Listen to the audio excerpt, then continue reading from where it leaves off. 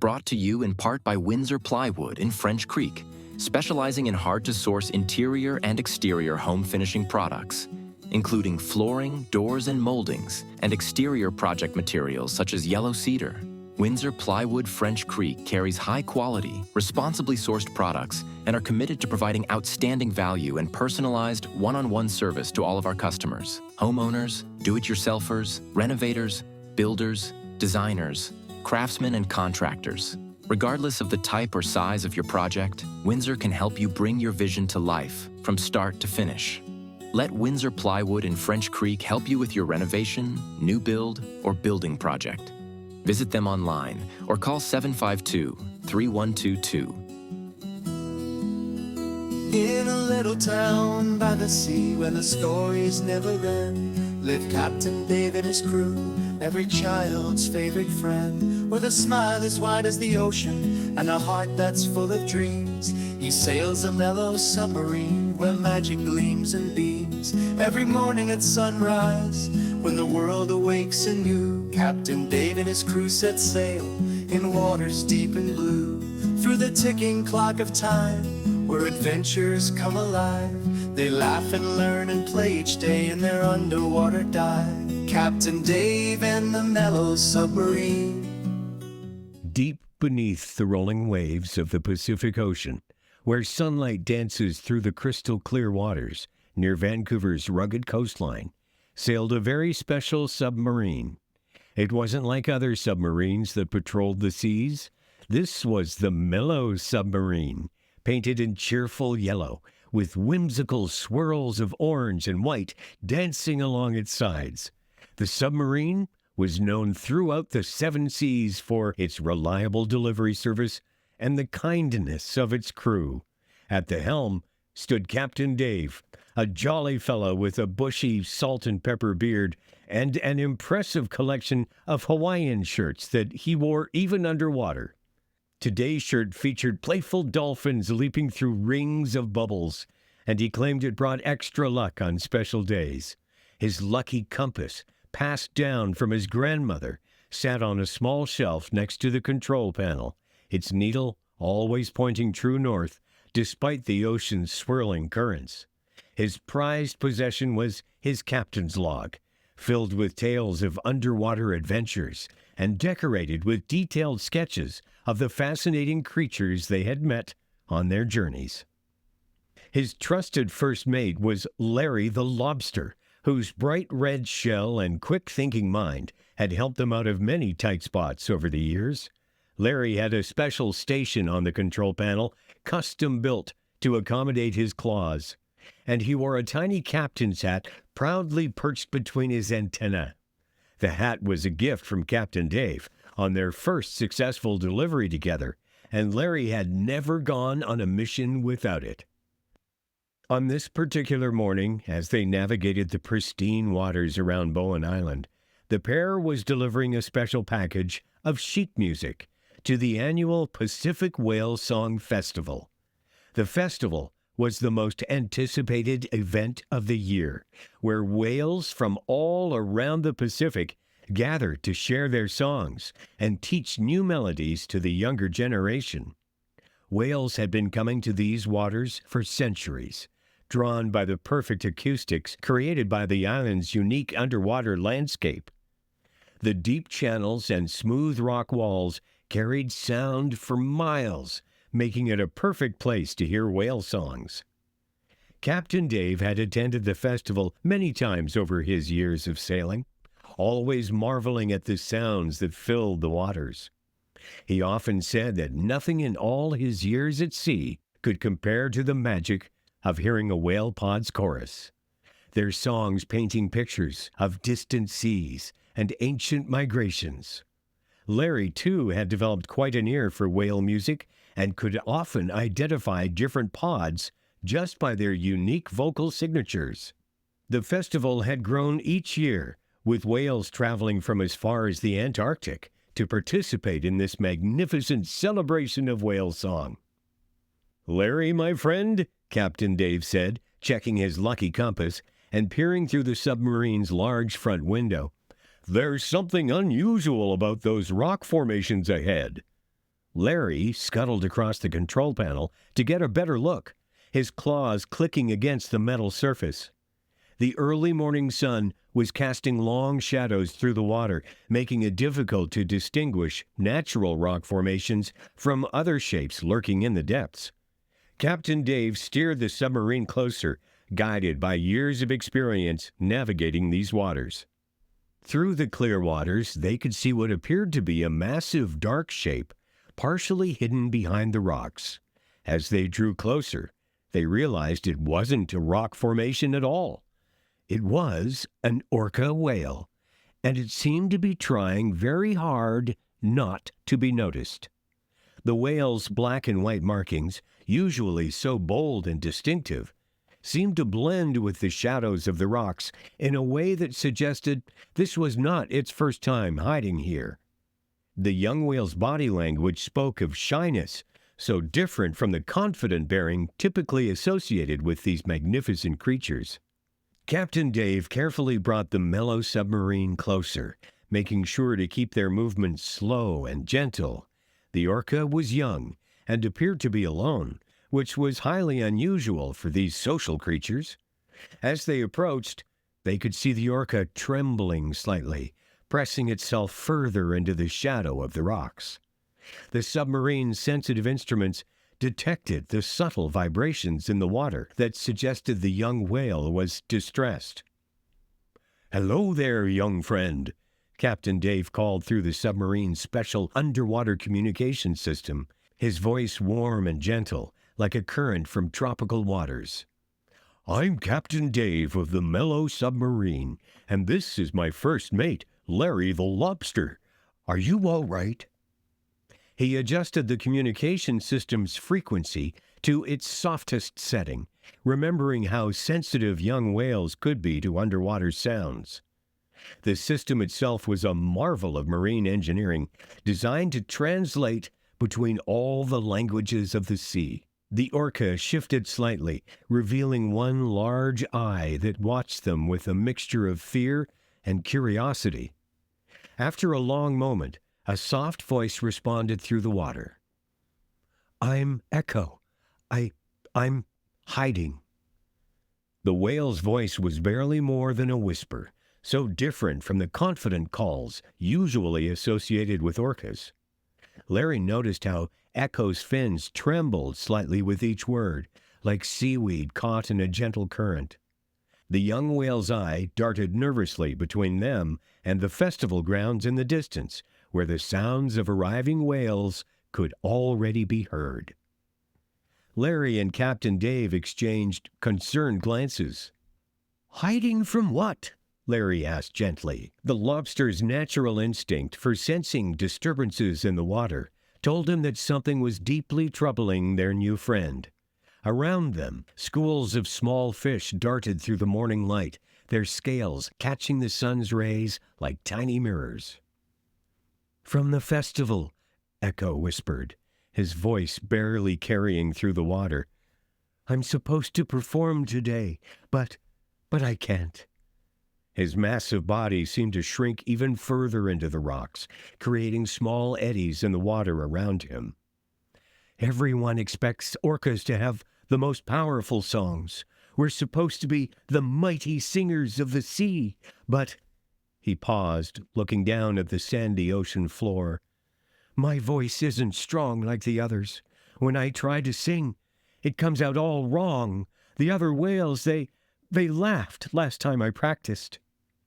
Echo's words triggered a memory in Captain Dave's mind of the previous year's festival, when he had overheard a group of young orcas practicing their songs.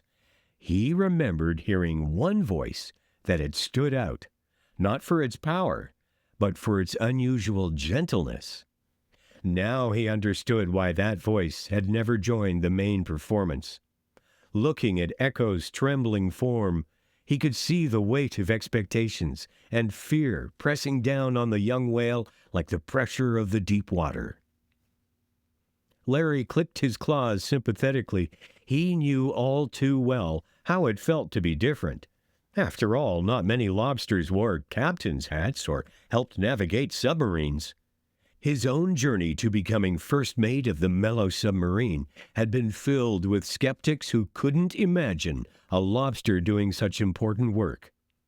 "You know, Echo," he said, "I once knew a seahorse who was afraid to swim in the annual seahorse race because she thought she was too slow. But do you know what happened?" The fear in Echo's eyes changed to a look of curiosity, and he moved slightly out from behind the rocks. "What happened?" "She discovered that while she wasn't the fastest swimmer, she was the most graceful. She created a whole new category of seahorse dancing. Sometimes what makes us different is what makes us special.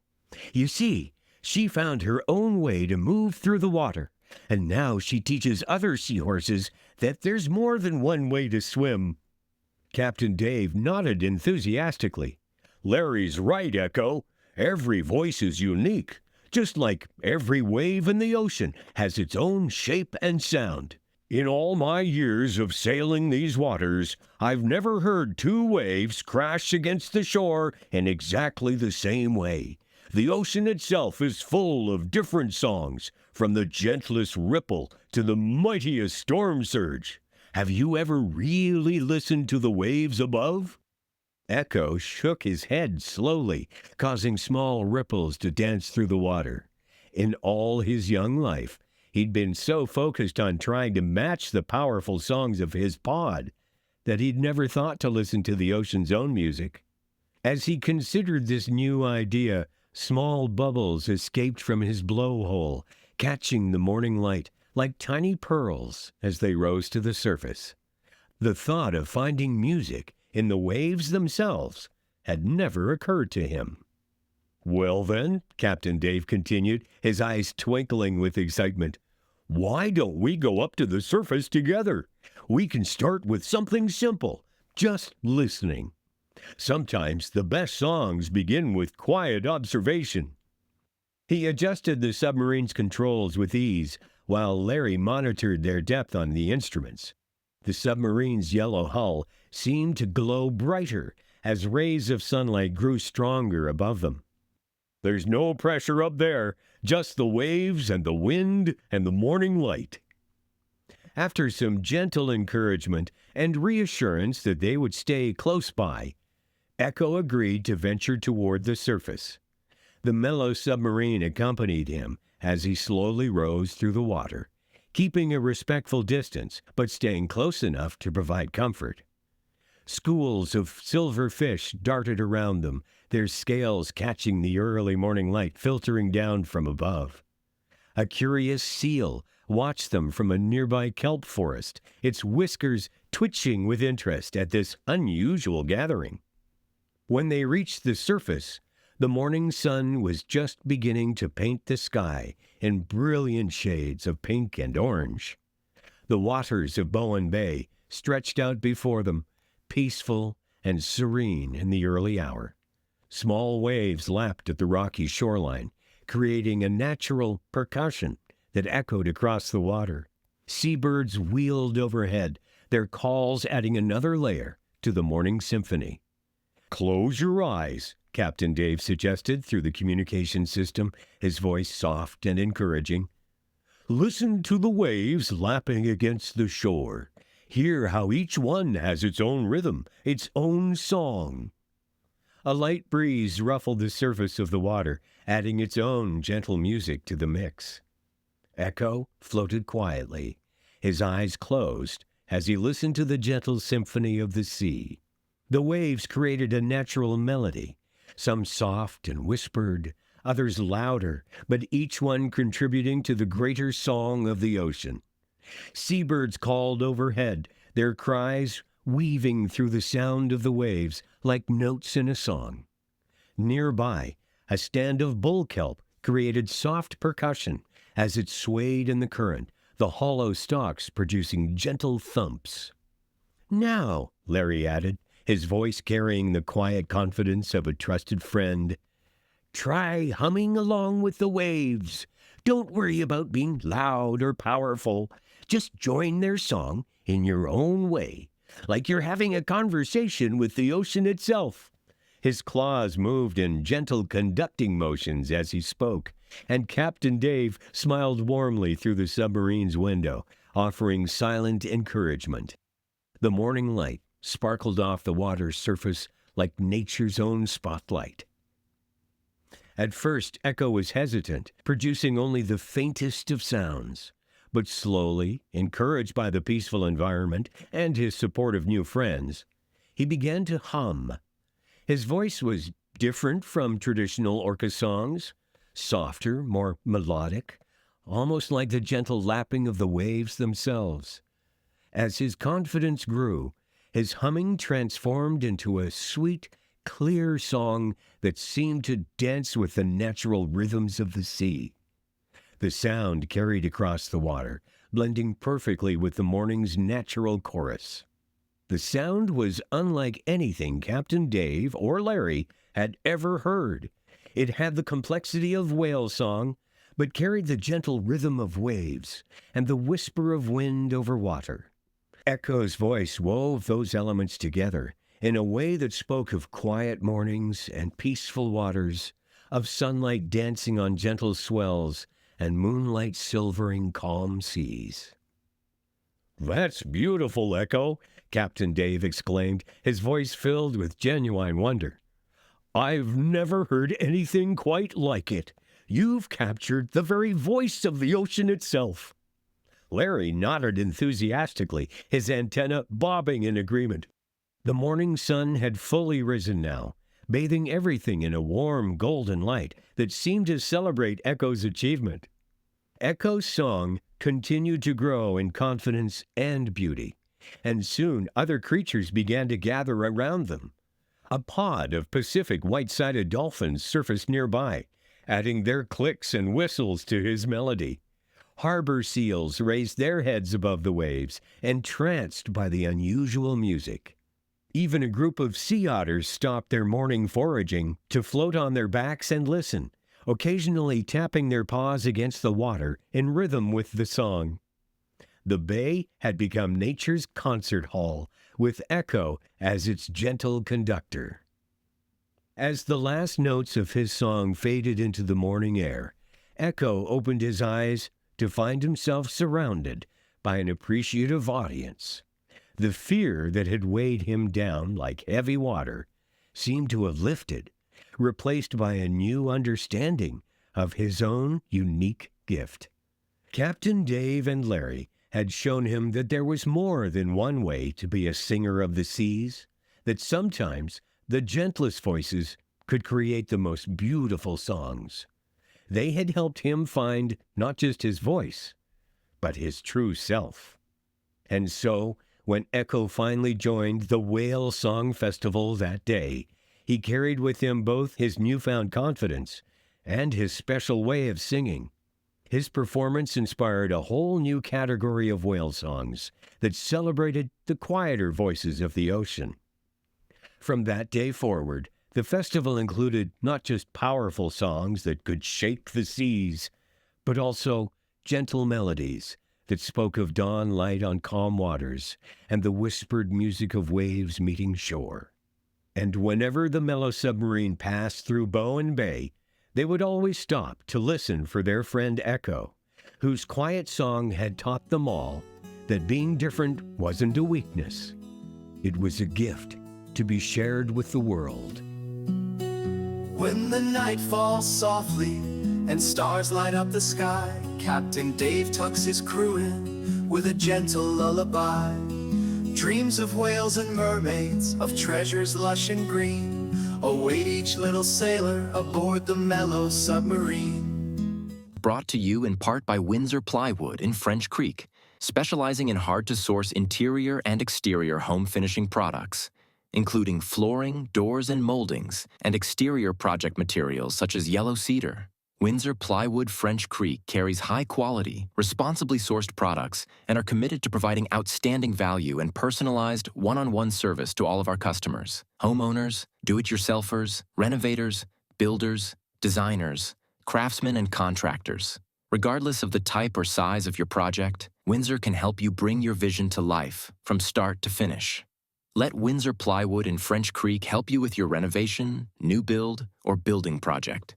Visit them online or call 752-3122